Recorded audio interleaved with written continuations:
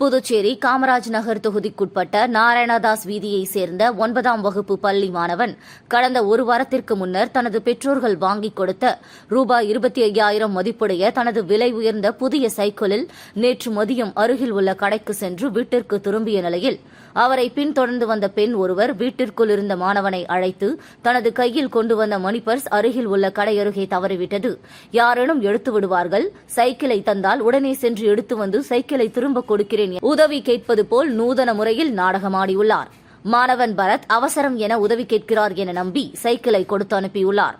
ஆனால் சைக்கிளை எடுத்துக்கொண்டு சென்ற பெண் நீண்ட நேரமாகியும் திரும்ப வரவில்லை. மாணவனும் சைக்கிள் வரும் என எதிர்பார்த்து வாசலிலேயே காத்திருந்த நிலையில் சைக்கிளை எடுத்து சென்ற பெண் திரும்ப வராததால் சைக்கிள் திருடப்பட்டதை அறிந்த மாணவன் பரத்தின் பெற்றோர்கள் பெரிய கடை காவல் நிலையத்தில் புகார் அளித்ததன் பேரில் வழக்கு பதிவு செய்த போலீசார் சிசிடிவி காட்சிகளை கொண்டு சைக்கிளை திருடி சென்ற பெண்ணை தேடி வருகின்றனர்.